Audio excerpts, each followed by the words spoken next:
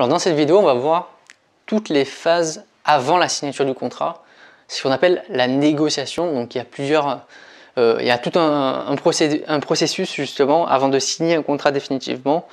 Donc c'est la négociation, les objets justement de négociation sur lesquels on va pouvoir négocier. Principalement, souvent c'est le prix, hein. C'est souvent le premier pilier qu'on va chercher à négocier parce qu'on cherche toujours à avoir un prix pour l'acheteur le plus faible possible et pour le vendeur le plus élevé possible lorsque les prix sont bien sûr négociables. Vous devez bien comprendre qu'en grande surface, quand vous allez acheter vos yaourts, vous n'allez pas en caisse négocier le prix du yaourt. Ça dépend bien sûr du secteur d'activité. Par exemple, dans l'immobilier, c'est très fréquent de négocier le prix. Voilà, il y a plusieurs objets de négociation en fonction du secteur. Vous avez aussi les conditions de paiement qui peuvent être négociées. Est-ce que vous voulez, par exemple, normalement c'est paiement comptant, est-ce que il ne serait pas d'accord de faire un paiement à 30 jours ou de faire un paiement 10 fois ou un paiement à 60 jours. Donc on peut aussi mettre sur les conditions de paiement, on peut négocier une partie en liquide, une partie en virement, on peut négocier pas mal de choses. Il y a aussi les conditions de livraison. Normalement, le produit il est censé arriver sous 3 semaines. Est-ce que c'est pas possible qu'il arrive en 15 jours seulement? Normalement, il est censé arriver au magasin. Est-ce que c'est pas possible de se le faire livrer à le domicile? Donc, on peut avoir aussi d'autres objets de négociation sur les conditions de livraison, y compris les tarifs.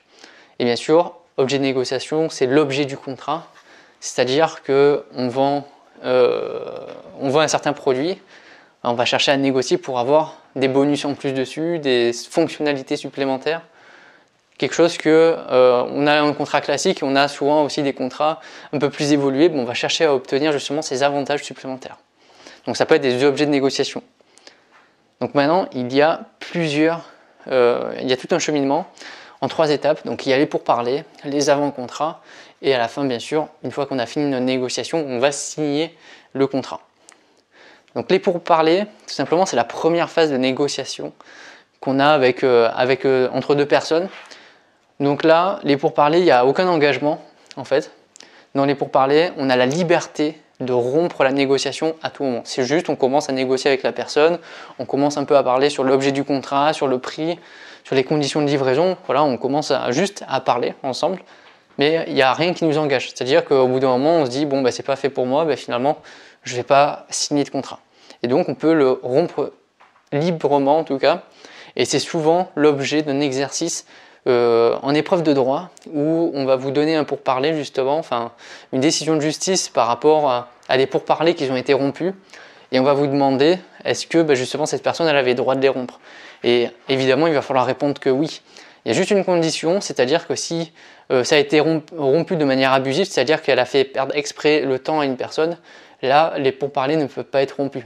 S'il y a un motif qui est légitime, parce que on n'a pas le financement, ou parce que ça ne nous intéresse pas finalement, ou parce que ça ne correspond pas à nos attentes, on peut les rompre librement.